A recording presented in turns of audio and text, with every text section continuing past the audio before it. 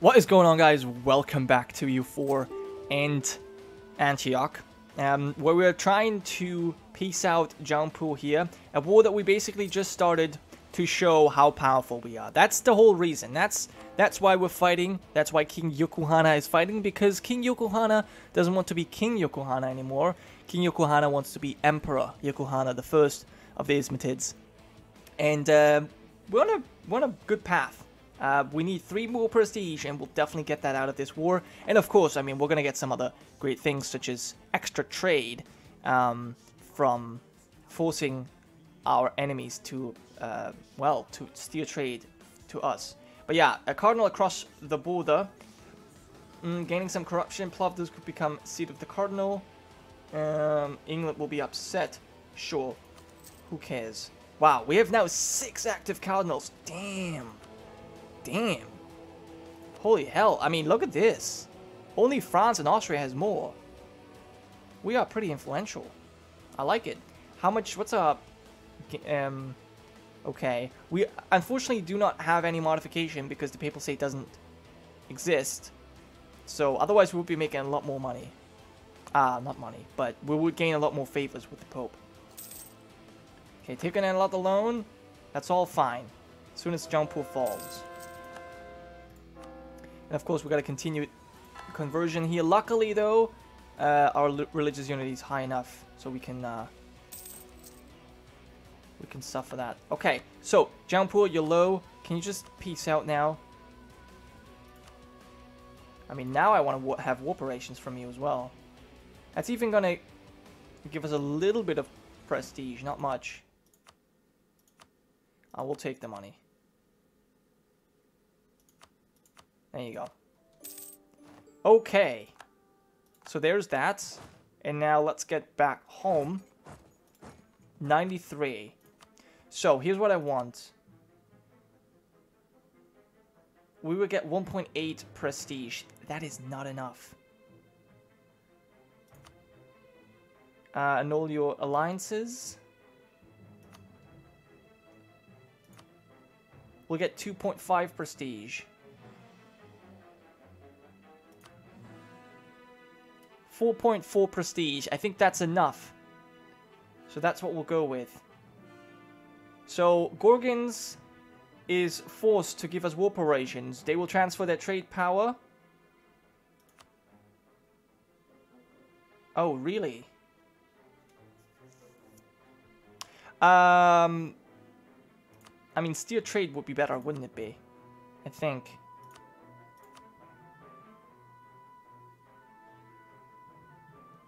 But we can't. It's not possible. Okay, fine. Then we'll just do this.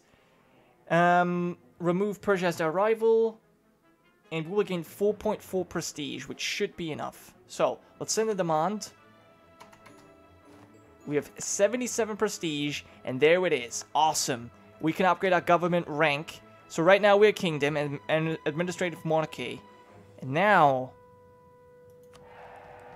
we are an empire. We have cultural union accepted. As you can see, all of these cultures are now accepted automatically. And what we can do now is actually have the Persians and accept it. And I think we will immediately do that.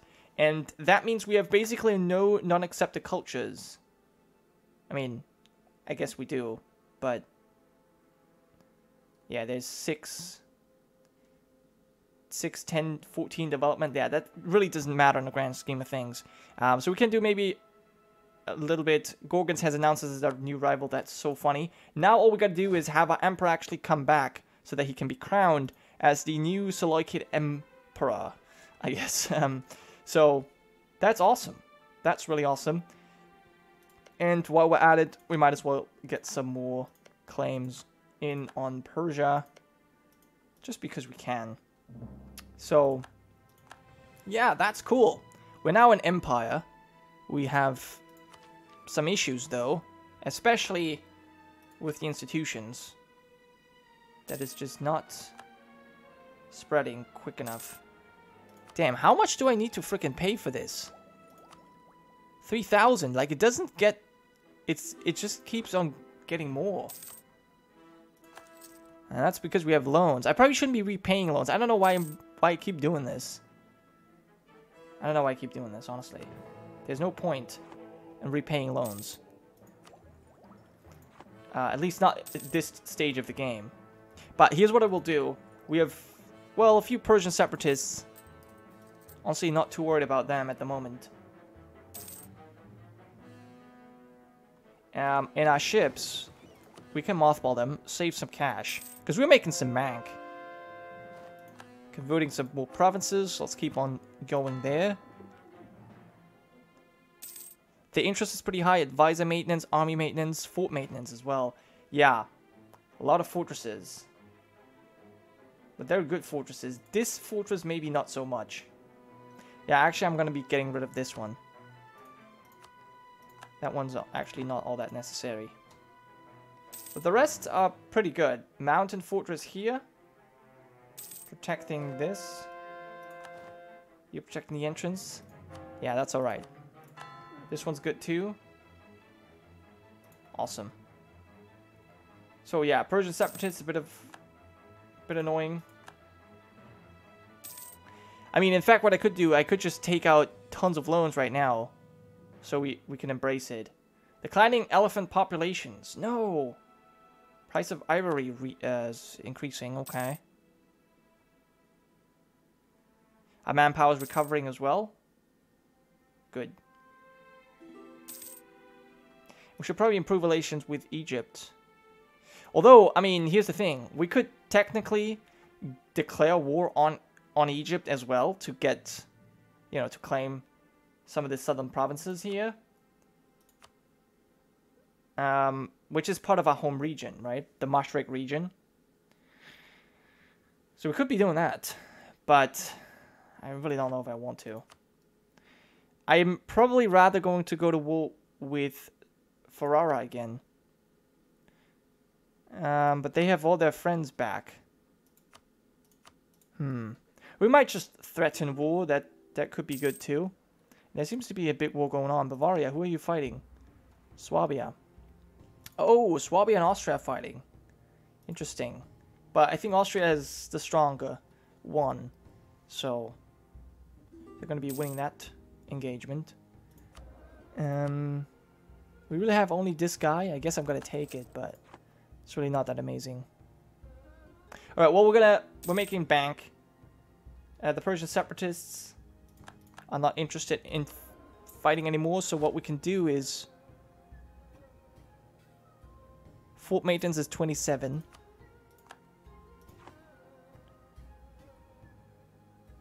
And now it should be 13. So we're making we're making 80 bucks per month. So we should be at 3,000 gold in no time.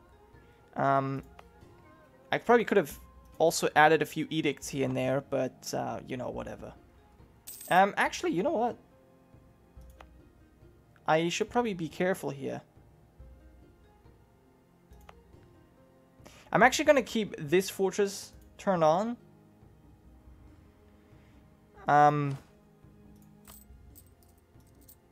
Actually, you know what? Let's hold on. Let's make sure that we can deal with these rebels.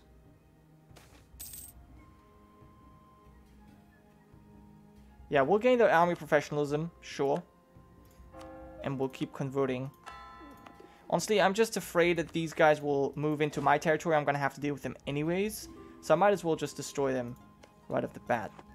Egypt, you will have to give me military access, though. Thank you. I will crush these guys. And there it is! Unfortunately, it's over. Our nation is in mourning over the loss of our previous monarch, Yukuhana I Ismatid.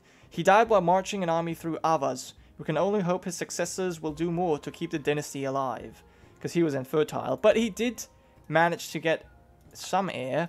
So right now, we have Emperor Amir II of the Ismatids. 16 years old, a fierce negotiator, and he's now taken over the reins of this great empire.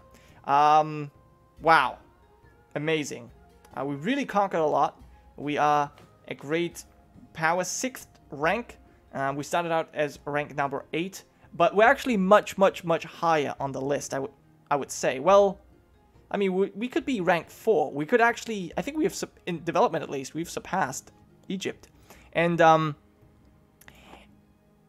only reason we're not shown as that high up there is because we don't have the institution embraced. But that is just a matter of time. And then we'll have to we'll have to catch up in technology, but that should be okay. Corruption is relatively high. It has increased significantly, but it's nothing that, you know, we can't combat. The treasury is fine. Antioch is really in a good position. We don't really have many friends. We only have Egypt, but as long as we get along with them, we should be fine. The eye is pretty well set up here. I think they will have to do. They would have to do really poorly to mess this up right now. I mean, not that they can't, but I think that Antioch is definitely left in a great position. And I kind of like that we managed to sort of restore the borders. I mean, we're definitely lacking the Palestinian or Levantine provinces, and maybe a few more in Persia, but we have extra lands up here that the Seleucids never actually controlled. Like, none of this northern part, and I don't think even Cyprus or some of these southern provinces even, they didn't hold these. So all in all, we've done a pretty good job of restoring that empire, so I'm feeling good. Yeah, that was it for this episode. A little bit shorter today, obviously, because, you know, I can't really do anything. If someone dies, then that's what happens. What I will be doing now is I'm going to be looking around for nations to play as next. That will likely be our next nation, because we have 70 years left. And not our next nations, our last nation is what I wanted to say. We'll only have 70 years left, and I don't think I want to split that between 2 nations. I think no matter how many people will die, we'll probably just play it off with 1 nation. But yeah, I'm going to have to look for some options, and I will get back to you in another video. So thank you so much for watching. I will see you next time. Alright, never mind guys, I have had a quick look around the map, and I found that there's only really 2 nations that I think would be interesting to play at this very moment. 2 very different play styles, and it's going to be a really tough decision, I can tell you that much. Both things I would think would be cool and would be a great end to the series, so I'm going to be interested to see what you guys decide. Now, the first option here is something that has been long requested, especially by one of my patrons, because this game is obviously a converted game from CK2, which you probably don't really notice all that much this late into the game, but there's, you know, some significant changes that were impacted by CK2. For example, the English being in the Balkans. This is completely due to CK2. And there's obviously some other things as well, and one of them is that Normandy is it has been a march of France for the entirety of the game. They have been a march for about 300 years by now, and they will probably continue to be a march. This country is being ruled by a custom family. The family Ventalin Zunazir that was created back in CK2 by 2 of my Patreon supporters. Well, one created the House Ventalin, the other the House Zunazir, and then they kind of united. You can obviously check out the playlist to find out how that happened, but that's pretty impressive, and they've actually stayed in control all this time, which is really amazing. And we finally have the chance to play as them, because the ruler is 28 all the time. I've always been looking at them, but they've never been young enough. They've always been over 30, but this time they're possible to play. To be played. So yeah, we could hop in as Markgrave Bernhard Ventalin Zunazir, and he's a babbling buffoon. And I think our great goal here would be to declare independence from France. France is the #1 great power in the world, undisputed king, and you can see all the million armies they have. I don't really know if it's at all possible. I think it's not possible, really, to win. We do have 22k money saved up, so that's something.